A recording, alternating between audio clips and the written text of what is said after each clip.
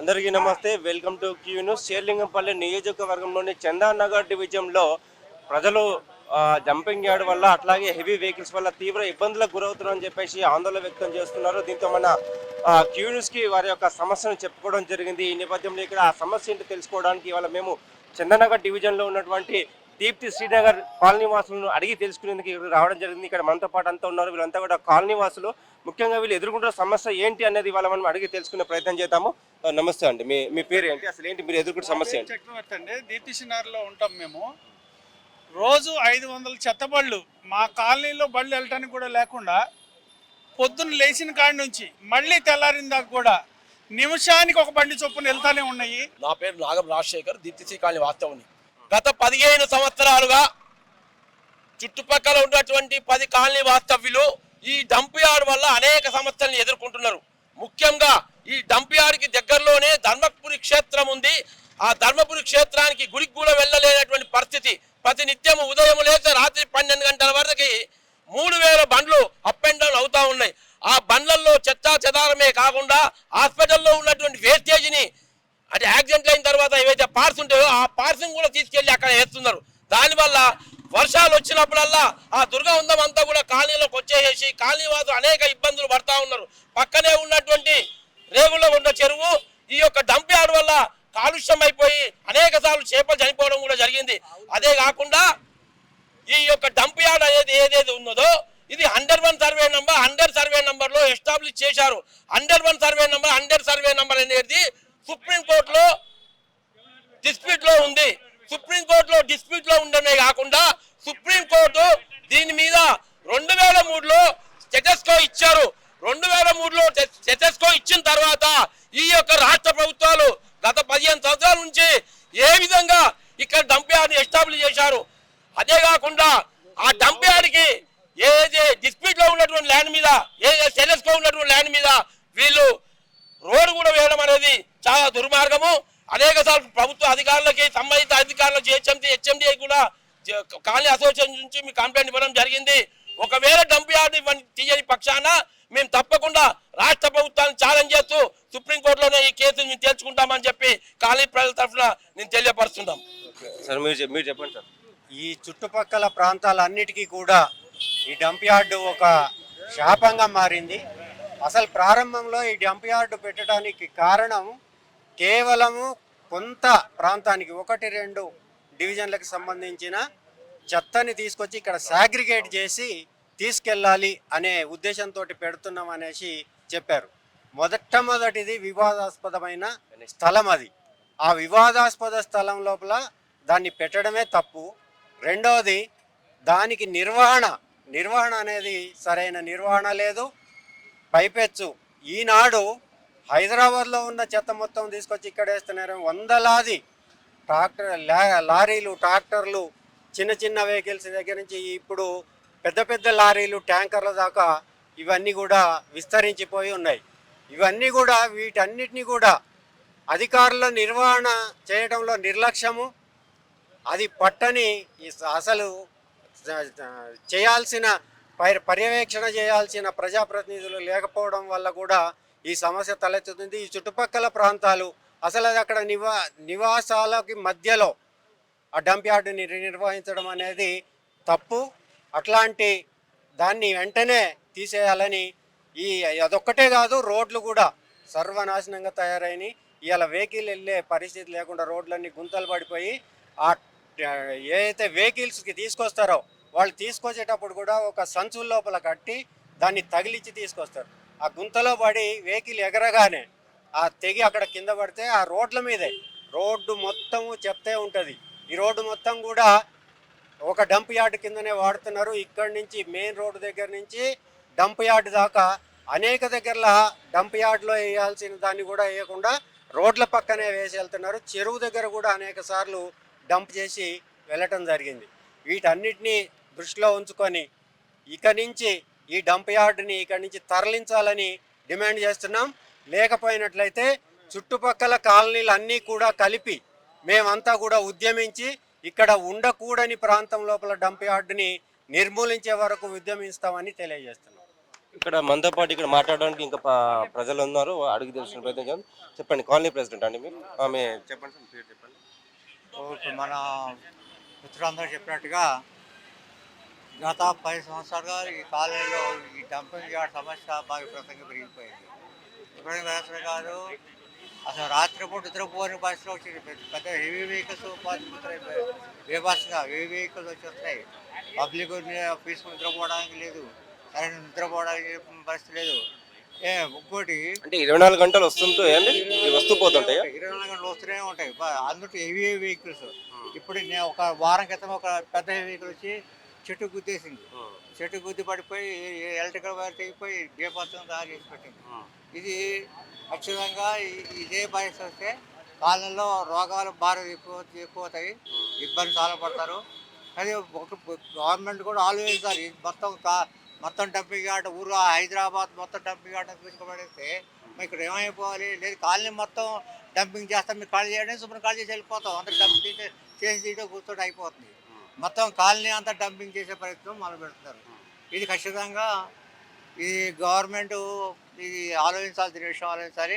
ఈ ఆలోచించాలి పబ్లిక్ తిరగబడే పరిస్థితి తెచ్చుకుంటే ఎవడేం చేయడు. ఖచ్చితంగా ఇప్పుడు సార్ అన్నట్టుగా ఏదో రోజున పబ్లిక్ తిరగబడతారు, అడ్డం పడతారు, అప్పుడు సీజ్ అవుతాయి. అప్పటిదాకా గవర్నమెంట్ తెచ్చుకోవద్దని కోరుకోవాలి.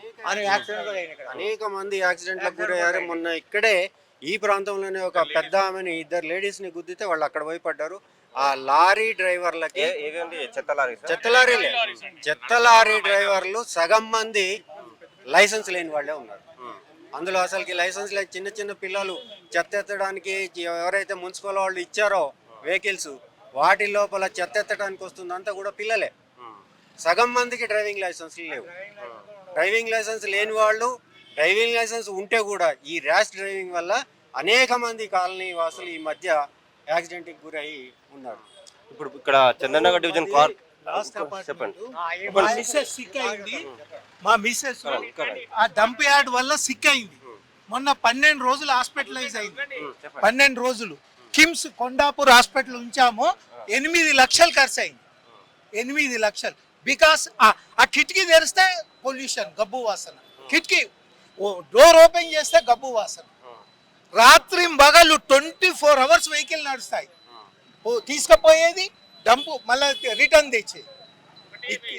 ఇంత దుర్గంధం అంటే ఈ కాలనీలో కూడా లేఅవుట్ అని అన్నిటికంటే మంచి కాలనీ అని ప్రిఫర్ చేసి కొనుక్కున్నాం. కానీ అదొక్క డంప్ యార్డ్ వల్ల ఎంత ఎంత ఎంత దురదృష్టం అనుభవిస్తున్నాం అంటే దాంతో కాలనీకి ఉన్న మంచి ఏదైతే రెప్యుటేషన్ ఉందో అది పోతుంది. మళ్ళీ రెండోది అనారోగ్యాల పాలవుతున్నాం. ఇంత డాక్టర్లు కూడా డయాగ్నైజ్ చేయలేకపోయారు. 12 రోజులు ఏం లేదు. 12 డేస్ అండి. మొన్న 8th నాడు డిశ్చార్జ్ అయింది. 8th నాడు, 29th నాడు సిక్ అయింది. ఏం లేదు, మొత్తం టెస్ట్లు చేస్తే ఏం లేదు, 0. 8 lakhs అయింది. 8 lakhs ఖర్చు అయిందండి. 8 లక్షలు తక్షణమే తీసేయాలి. చాలా సంవత్సరాల నుంచి మిత్రులందరం పోరాటం చేస్తున్నాం. ఇక్కడ పార్టీలు గ్రూపులు ఏం లేదు. కాలనీ యొక్క ఏకైక లక్ష్యం డంప్ యార్డ్ ఇక్కడ నుంచి తరలించాలి. లేకపోతే నేను చెప్తున్నాను, నేను ట్రక్ డ్రైవర్లను ఆపుకుంటా చెప్తున్నాను, మీ జాగిర్ కాదు, నిదానంగా వెళ్ళండి అని. వాడు ఎలా వస్తాడంటే వాడు పర్మిట్ లైసెన్స్ తోటి వచ్చినట్టు వచ్చేస్తాడు. కానీ ఒక రోజు వస్తుంది, ఎక్కడ టైర్లు పలగొట్టే రోజు వస్తుంది.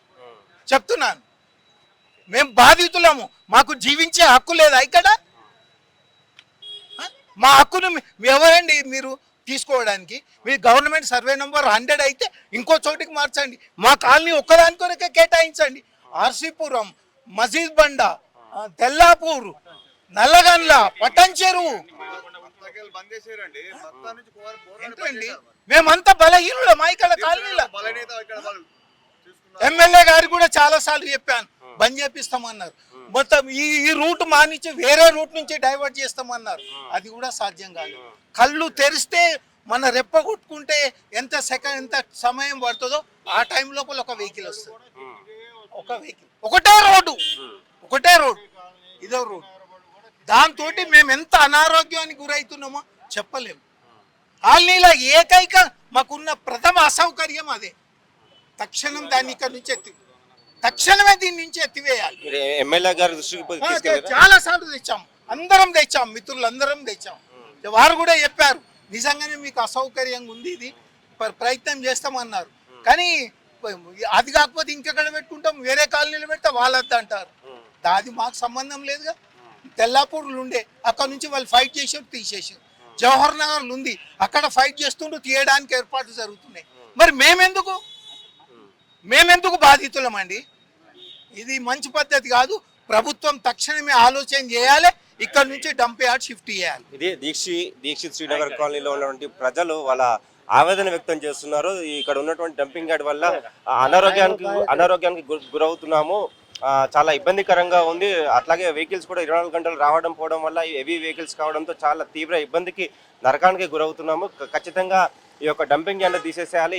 ఈ హెవీ వెహికల్స్ కూడా ఇక్కడ నుంచి వెళ్లకుండా వేరే మార్గంగా ప్రత్యామ్నాయంగా తీసుకెళ్లి ఒక ప్రత్యామ్నాయ మార్గం చూపాలని చెప్పేసి ఇక్కడ ఉన్నటువంటి ప్రజలంతా కూడా అంటున్నారు. ఇక్కడ మనతో మాట్లాడుతూ ఇక్కడ సీనియర్ సిటిజన్స్ అలాగే యువకులు అందరూ కూడా ఉన్నారు. ఇప్పుడు ఇక్కడ ఉన్న పరిస్థితి మాకు డంపింగ్ యార్డ్ బండ్లు డైవర్ట్ చేశారు. డైవర్ట్ చేసి మక్తా కూడా కొంచెం డైవర్ట్ పెద్ద అక్కడి నుంచి పోవాలి, చిన్న బండ్లు పెట్టి ఒక రూల్ పెట్టారు. ఒక 2 నెలలు 3 నెలలు నడిచినాయి. దాని తర్వాత బంద్ చేశారు.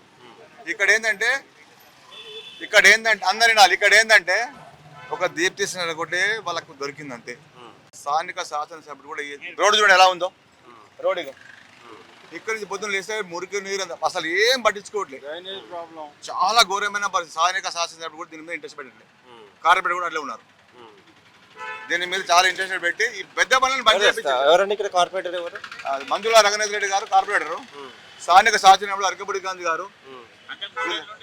పార్టీ సమస్య కాదు ఇక్కడ, మేము పార్టీ గురించి మాట్లాడలేదు.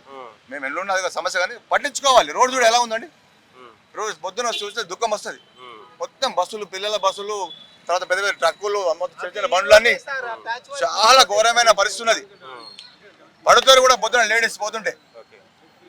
దానికి అసలు పట్టించుకోవాలి. ఎమ్మెల్యే గారు పట్టించుకొని దీన్ని ఇంట్రెస్ట్గా తీసుకోవాలి.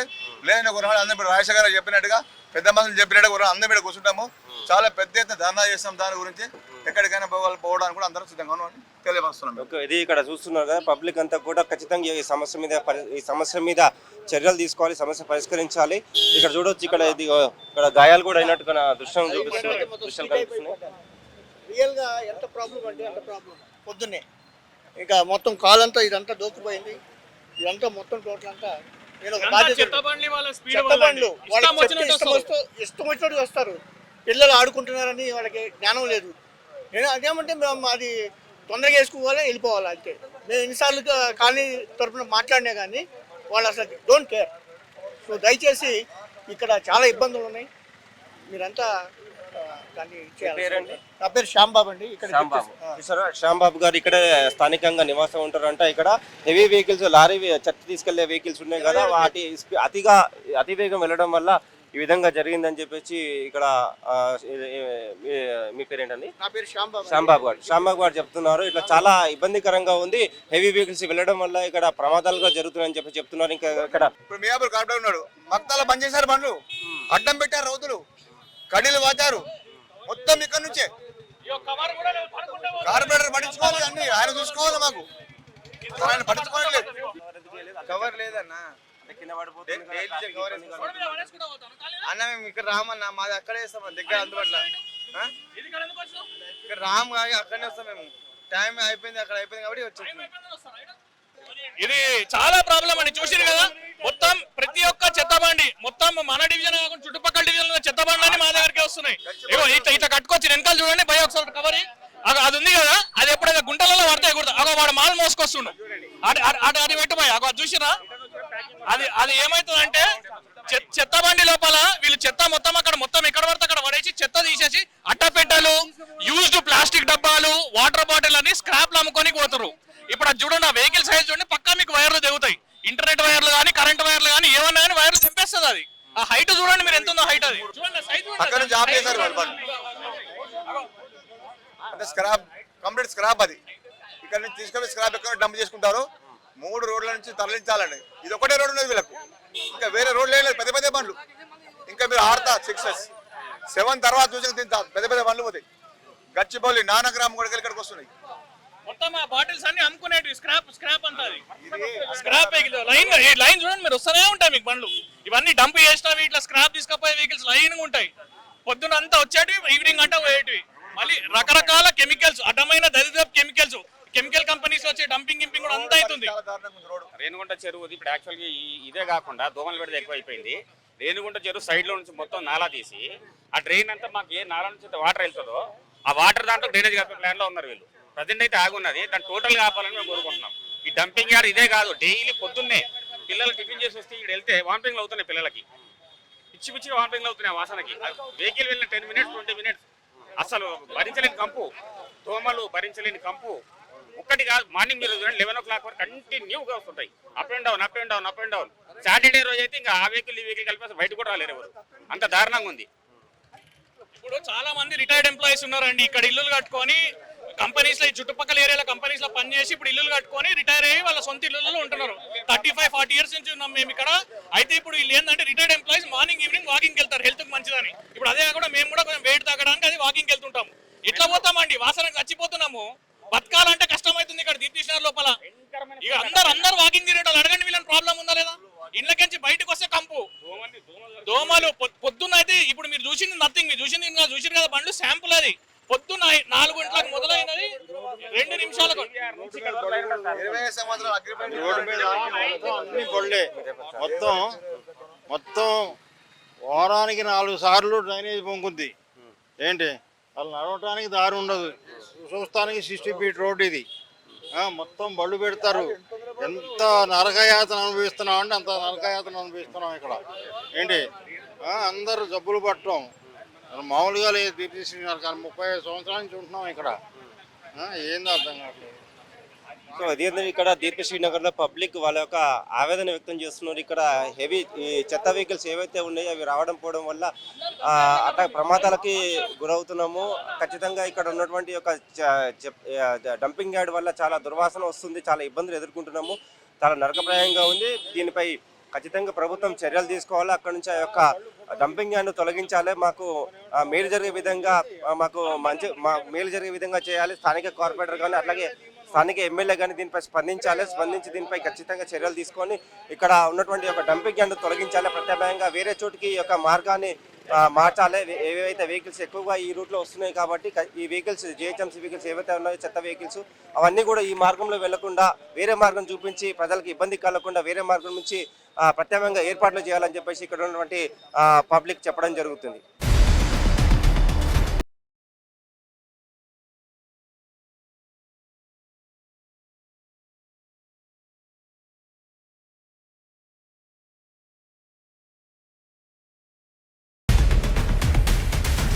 చందానగర్ డివిజన్ దీప్తి శ్రీనగర్ కాలనీలో డంపింగ్ యార్డ్ ఉండడం వల్ల తీవ్రంగా ఇబ్బందులకు గురవుతున్నామని చెప్పేసి ఇక్కడ ఉన్నటువంటి స్థానిక ప్రజలు ఆవేదన వ్యక్తం చేస్తున్నారు. ప్రస్తుతం మనం ఇక్కడ దీప్తి శ్రీనగర్ డంపింగ్ యార్డ్లో ఉన్నాం. చూడొచ్చు ఇక్కడ మీరు ఇక్కడ ఈ విజువల్స్ చూస్తుంటే ఇక్కడంతా కూడా ఉన్నటువంటి చెత్త చెదరమ ఇదంతా చుట్టుపక్కల బయట ఉన్నటువంటి ఏరియాల నుంచి తీసుకొచ్చినటువంటి చెత్త ఇది. ఈ చెత్త అంతా కూడా తీసుకొచ్చి ఇక్కడ వేయడం జరుగుతుంది. అయితే ఇక్కడ ఈ చెత్త అంతా ఇక్కడ వేయడం వల్ల వెహికల్స్ అన్ని కూడా కాలనీ లోపల నుంచి ఇక్కడికి రావడం వల్ల తీవ్ర ఇబ్బందులకు గురవుతున్నారని చెప్పేసి స్థానిక ప్రజలు ఆవేదన వ్యక్తం చేస్తున్నారు. ఒకసారి ఇక్కడ మాట్లాడించే ప్రయత్నం చేద్దాము. చెప్పండి. ఇది మొత్తం ఒక మాఫియా అండి. ఏమవుతుందంటే మామూలుగా అఫీషియల్లీ ఏంటంటే ఈ వచ్చిన చెత్త వచ్చినట్టు అక్కడ ట్రాన్స్ఫర్ స్టేషన్ అంటారు దీన్ని. సో దాని లోపల ఇందాక మీరు విజువల్ చూసుకున్నారు, దాని లోపల వెళ్ళి పెద్ద వెహికల్స్ వెళ్ళిపోవాలి. కానీ అట్లా కాదు, ఏం చేస్తారంటే మొత్తం హైదరాబాద్ సిటీలో ఉన్న చెత్త అంతా ఇక్కడికి వస్తుంది.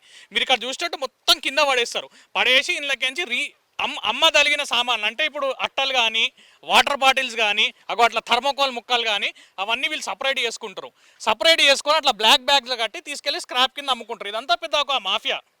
సో కంప్లీట్గా ఇది ఇట్లా నడుస్తూనే ఉంటుంది. దీనివల్ల ప్రాబ్లం ఏంటంటే మీరు చూసినట్టు దీనిలో చాలా మటుకు బయోడిగ్రేడబుల్ కాదు. దీన్ని అఫీషియల్గా వాళ్ళు అట్లా వేస్తే వేరు, కానీ అట్లా వేయకుండా మొత్తం ఇక్కడ పెట్టి ఇట్లా భూమి మీద వదిలేస్తారు. ఇప్పుడు ఎంతో ప్లాస్టిక్ ఉంది, అసలు మొత్తం కింద భూమి కలుషితం అవుతుంది. ఒక్కసారి దీనిలో వాన పడితే డౌన్లోకి మా దీప్తినగర్ కాలనీలోకి వచ్చేస్తుంది, మళ్ళీ చెరువు పాడైపోతుంది. మీరు చూస్తున్నారు ఎంత దుర్వాసన చూడండి. మొత్తం దీనిలో బయోమెడికల్ వేస్ట్ వస్తుంది. ఒక్కొక్కసారి మాకు చేతులు కాళ్ళు ముక్కలు కూడా వస్తుంటాయి. కాబట్టి మేము కోరుకునేది ఒకటే, ఇది ఫస్ట్ ఇక్కడి నుంచి తరలించాలి.